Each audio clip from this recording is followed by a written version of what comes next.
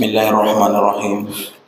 Assalamualaikum warahmatullahi wabarakatuh. Alhamdulillahirabbil alamin wassalatu wassalamu ala asrafil anbiya'i wal mursalin sayyidina Muhammadin wa ala alihi wa sahbihi ajmain. Amma ba'du. Allahumma shalli ala sayyidina Muhammad wa ala ali sayyidina Muhammad. Assalamualaikum ya Rasulullah. Bapak Ibu jamaah rahimakumullah, sebelum kita melaksanakan sholat fardu zuhur secara berjamaah, mari sama-sama kita mendengarkan kembali tausiah Ramadan yang pada kesempatan siang ini masih disampaikan oleh Ustadz Herwan Al-Falasi SPD MPD. Pada beliau kami persilakan dengan segala hormat.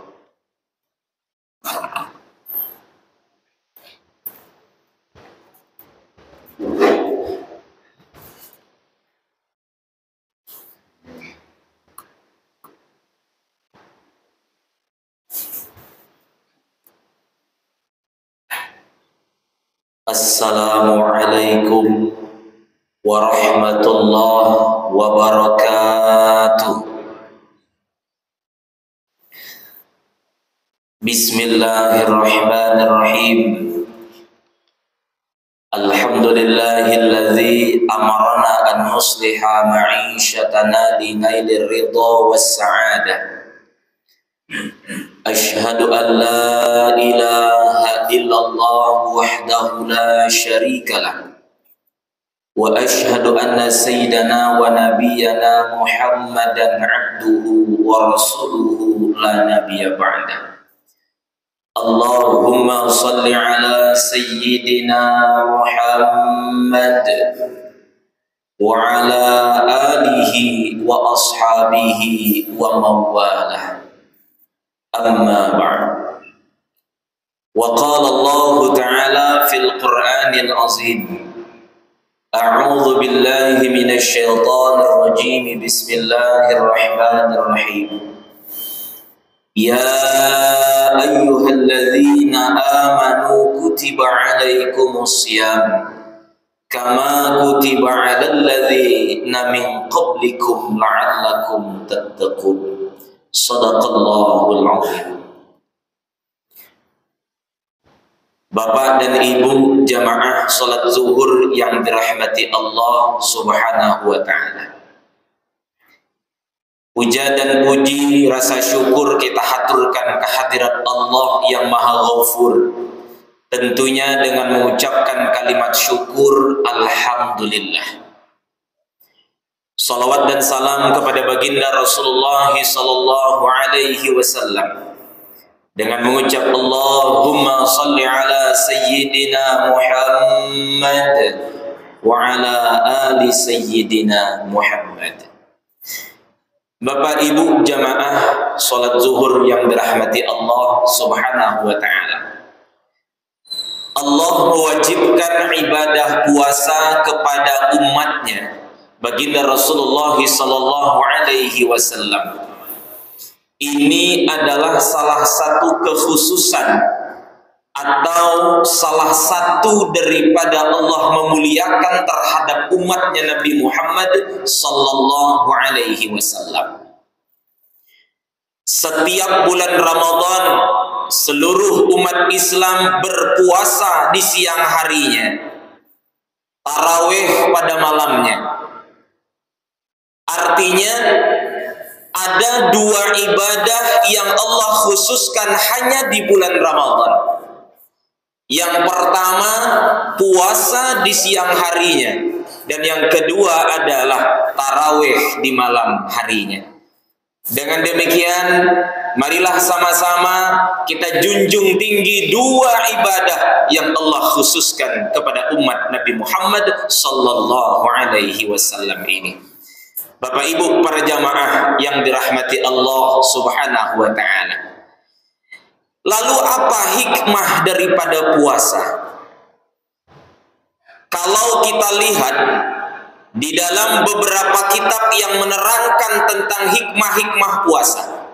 Misalkan Al-Imam Al-Syekh Wahab Az-Zuhaili dalam tafsirnya Al-Munir ketika menafsirkan ayat ya ayyuhalladzina amanu kutiba alaikumusiyam, maka beliau mengatakan ada 3 hikmah berpuasa. Yang pertama adalah hikmatur ruhiyah, hikmah untuk roh kita, hikmah atau faidah untuk jiwa kita. Mana hikmah yang untuk roh dan jiwa kita daripada puasa? Di antaranya adalah tazkiyatun nafs. Yatruku ta'amahu wa syarabahu min ajli asyamu li wa ana ajzibi. Orang yang berpuasa meninggalkan makan, meninggalkan minum, meninggalkan syahwatnya karenaku, kata Allah. Puasa itu untukku, maka akulah yang akan membalas kepada hamba. Artinya apa? Ketika orang berpuasa di bulan Ramadan, dia tidak makan, dia tidak minum, dia menahan hawa nafsunya. Inilah yang disebut dengan tazkiyatun nafs. Suci dirinya. Kenapa? Karena dia memerangi hawa nafsunya. Bukankah yang paling berat puasa itu bukan menahan lapar dan haus, tapi yang paling berat puasa itu adalah menahan hawa nafsu kita daripada segala hal yang diinginkan oleh hawa nafsu. Bapak Ibu para jamaah yang dirahmati Allah Subhanahu wa taala. Kemudian di antara daripada hikmah ruhiyah puasa adalah sabar. Orang kalau tidak sabar tidak akan mampu melaksanakan ibadah puasa. Dalam hadis Nabi disebutkan as-saumu nisfu sabri. Puasa itu separuh daripada kesabaran.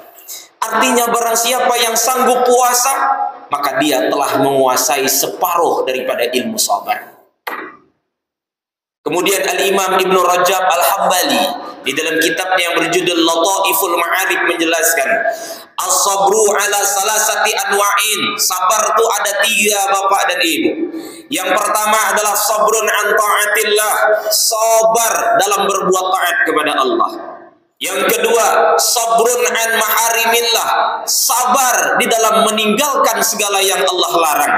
Yang ketiga adalah sabrun ala aqdarillah al-mu'allimah, sabar terhadap takdir Allah yang menyakitkan. Apa maksudnya? Ketika bulan puasa, seseorang puasa Ramadan, kata Syekh Al-Imam Ibnu Rajab Al-Hanbali, wa kullu anwa'is sabri yajtami'u fis shaum. 3 sabar ini terkumpul di dalam ibadah puasa. Orang kalau puasa, dia sabar melaksanakan perintah Allah. Orang kalau puasa, dia sabar meninggalkan apa yang Allah larang. Orang puasa sabar terhadap pedihnya takdir Allah. Apa itu? Lapar, haus, lelah, letih, dan sebagainya. Maka jelas hikmah pertama, hikmah ruhiyah di dalam puasa adalah salah satunya sabar.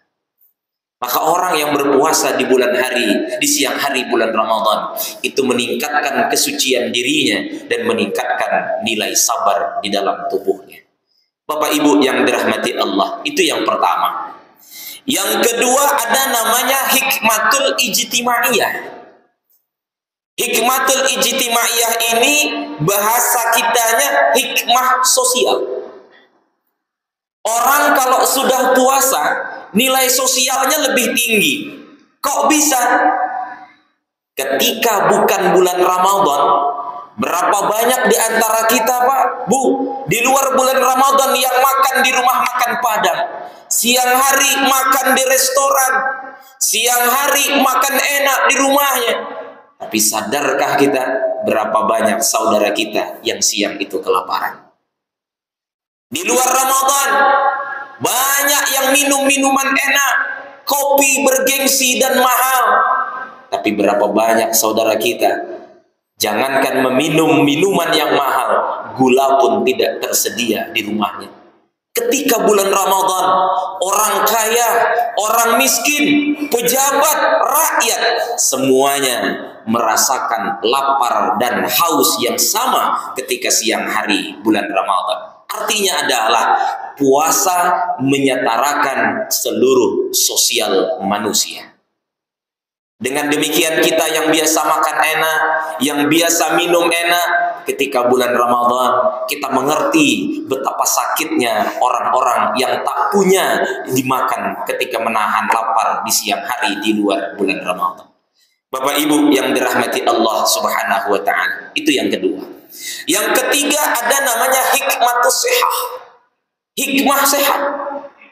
Banyak dokter sudah melakukan penelitian, orang yang puasa itu sehat. Bukankah ketika kita mau operasi juga disuruh puasa? Artinya puasa sehat. Saya punya kawan di Jawa Barat yang sekarang sudah jadi dokter. Sama-sama dulu kita waktu sekolah. Saya tanya dengan dia, betul nggak puasa itu sehat? Kata dia, betul Ustaz. Bahkan kata dia, puasa itu mampu mengobati penyakit-penyakit yang luar biasa di tubuh kita. Termasuk puasa itu mampu mencegah penyakit mah dan asam lambung. Saya protes dengan dia. Mohon maaf Pak Dokter, saya ini orang pengidap penyakit mah ataupun asam lambung. Ketika saya puasa paginya jam 9 sakit perut saya, perih dada saya. Apa kata dia? Ustaz, kalau Anda puasa jam 9, jam 10 naik asam lambungmu, mahmu kambuh, jangan kau salahkan ibadah puasamu karena tidak ada sangkut paut dengan puasa. Lalu apa yang menyebabkan kita asam lambung naik? Kata dia adalah pasti pola sahur dan bukamu tidak betul. Ketika kita berpuasa, asam lambung naik, mah naik, jangan salahkan puasamu, tapi lihat apa yang kau makan ketika buka dan apa yang kau santap ketika sahur. Itulah biang kerok utamanya. Jangan kau kambingkan puasa sebagai salah satu penyebab daripada penyakitmu. Dengan demikian Bapak Ibu yang dirahmati Allah, jelas puasa punya 3 hikmah. Yang pertama, hikmatur ruhiyah, hikmah untuk roh dan jiwa kita, spiritual. Yang kedua, hikmah ijtimaiyah, hikmah sosial. Yang ketiga adalah hikmah sehat, di mana orang yang berpuasa dijamin badannya akan sehat. Lebih dan kurang mohon maaf. Wabillahi taufiq wal hidayah. Assalamualaikum warahmatullahi wabarakatuh.